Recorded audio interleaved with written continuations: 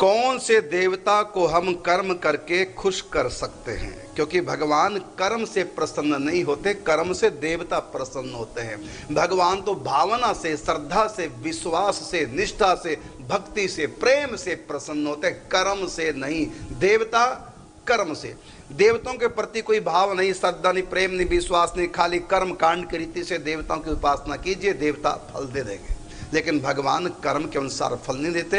भगवान के पास कर्म की पहुंच नहीं है, भगवान के पास भक्ति की, भाव की, श्रद्धा की, विश्वास की पहुंच है और पवित्र मन वाले की पहुंच है। गंदे मन वाले देवताओं की उपासना करें, चाहे वो मांस खा रहे हैं, और देवताओं की उपासना करो, देवता उनके सामने प्रकट हो जाते हैं।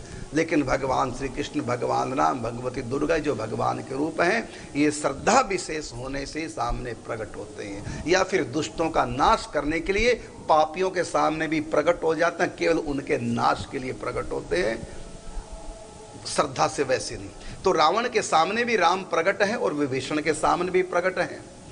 रावण के पास भाव नहीं, लेकिन कर्म कांड है, बहुत बड़ा कर्म कांडी है रावण, बड़ा विद्वान है। और विभीषण के पास, विभीषण कर्म कांडी नहीं, विभीषण है भक्ति करने वाला, भावना उसके पास है। दोनों सगे भाई हैं। तो राम को रावण का विद्वत्पना, रावण का कर्मकांड, रावण की पूजा पाठ, रावण की तपस्या, रावण का जप, रावण का हवन यज्ञ रिझा नहीं पाया। और विभीषण ने सब कुछ न करके बस प्रेम से उनका नाम जपा, भाव से, पवित्र होकर के, तो विभीषण पे राम जी रिझ गए। तो देवता कर्म पर रिझते हैं और भगवान भाव पर रिझते हैं। अब आपने कहा कौन से देवता को हम कर्म करके प्रसन्न कर सकते हैं? इसके लिए सब देवताओं का एक ही नियम है, उनके श्री विग्रह की स्थापना करें, चाहे तंत्र विधि से और चाहे पुराणिक विधि से।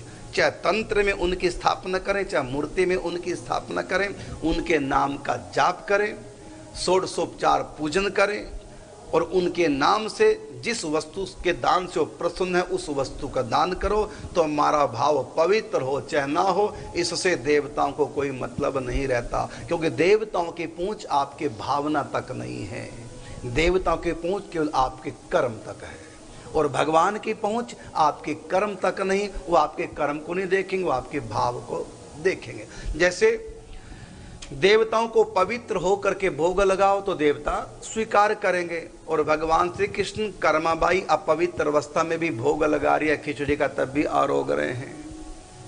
देवता छिलकों का भोग नहीं लगा सकते, नाराज हो जाएंगे, लेकिन श्री कृष्ण विदुरानी के केले के छिलकों का भोग लगा रहे हैं। तो देखो, देवता छीन करके नहीं खा सकते, लेकिन श्री कृष्ण गोपियों का छीन छीन के खा रहे हैं। देवता झपट करके नहीं खा सकते, लेकिन सुदामा के तंदुल उसके बगल में से छुड़ा करके कच्चे चावल चबा रहे हैं। क्यों? यहाँ इनका सबका प्रेम देखा ठाकुर जी ने, कर्म नहीं देखा।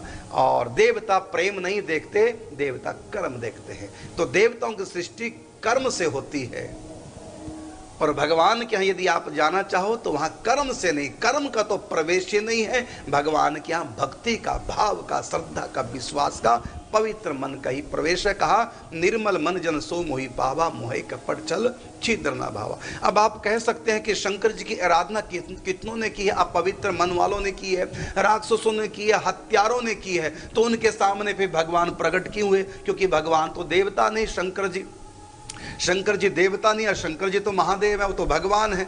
तो ये भगवान होकर भगवान शंकर पापियों के आगे क्यों प्रकट हो गए? तो आप लोगों को यद्यपि मैंने रहस्य बहुत बार समझाया, हो सकता है आप उस दिन टीवी के सामने नहीं बैठे होंगे जिस दिन मैंने समझाया होगा, और एक बार नहीं, मैंने बहुत बार समझाया। ये जो भगवान के 5 रूप हैं जिनको हम पंच परमेश्वर कहते हैं, ये परमेश्वर भी हैं और ये देवता भी हैं।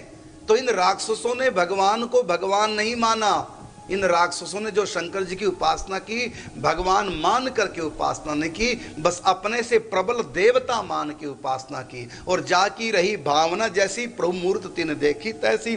तो जिसकी जैसी भावना भगवान उसके लिए वैसी बन जाते हैं। इन्होंने शंकर जी को भगवान नहीं माना, तमोगुणी देवता माना है, और कि हमको वरदान देंगे। तो इन्होंने फिर पवित्र होने के बाद भी पापी होने के बाद भी कर्म कांड की रीति से शंकर जी से वरदान प्राप्त किया, तो वहां भगवान शंकर इनके सामने प्रकट नहीं होते, बल्कि देवता के रूप में भगवान शंकर इनके सामने प्रकट होते हैं। जैसे राम कृष्ण आदि ये भगवान तो है ही, साथ में नर के रूप में आए तो दुष्टों के सामने भगवान के रूप में प्रकट नहीं होते, ये दुष्टों के सामने नर जैसे बन करके प्रकट होते हैं और भक्तों के सामने चतुर्भुज रूप धारण करके दर्शन दे देते हैं। तो भक्तों के लिए रामकृष्ण भगवान है और पापियों के लिए एक साधारण इंसान है।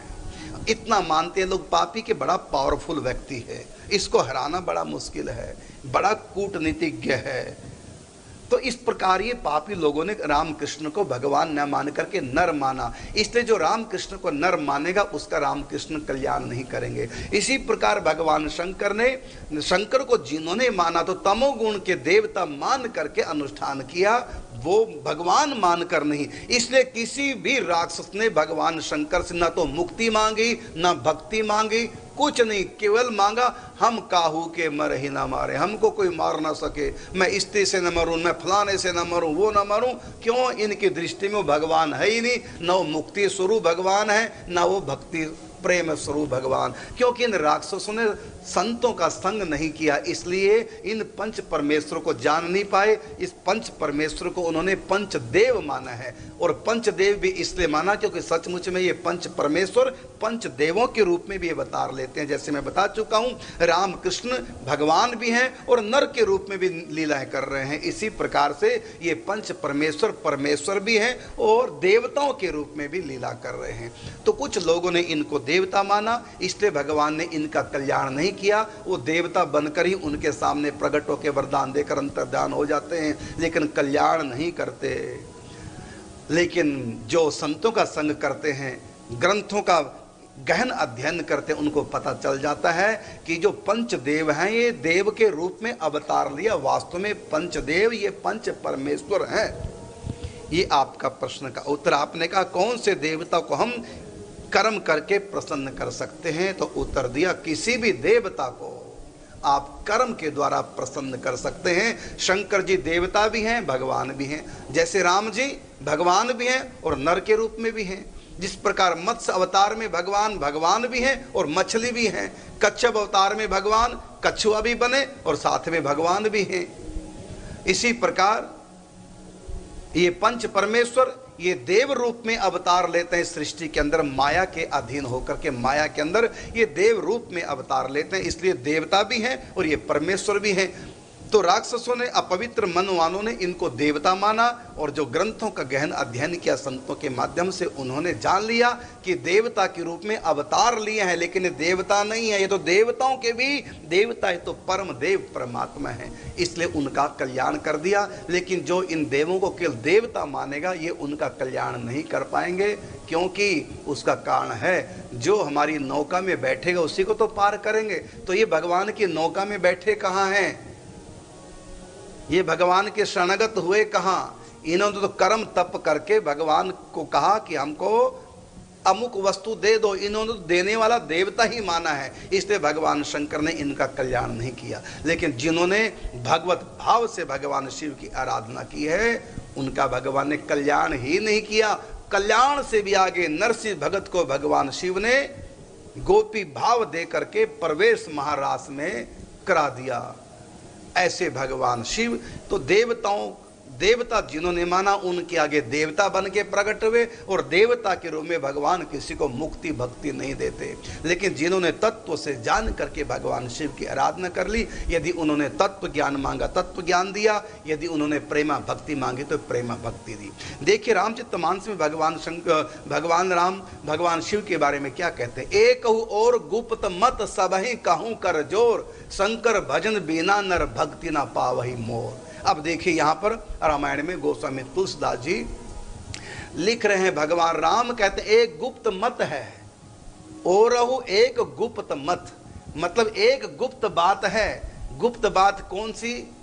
कि लोगों की दृष्टि में शंकर जी देवता है, लेकिन सच बात गुप्त बात यह है कि वो देवता के रूप में स्वयं मेरी ही आत्मा है। मेरे भक्ति के खजाने की चाबी शंकर जी के पास है। वो केवल भोग ही नहीं देते, वो मुक्ति भी देते हैं। मुक्ति से आगे भगवत प्रेम, मेरा प्रेम भी वो आशीर्वाद में प्रदान कर सकते हैं। और एक गुप्त मत सबहि काहू कर जोर, शंकर भजन बिना नर भक्ति ना पावई मोर। ये उनका वैष्णव नाम यथा शंभुर रूप है। ये राम जी भगवान शिव की महिमा का बखान करते हैं और स्वयं लंका पे चढ़ाई करने से पहले भगवान शिव की स्थापना करते हैं, क्योंकि ये भगवान भी हैं।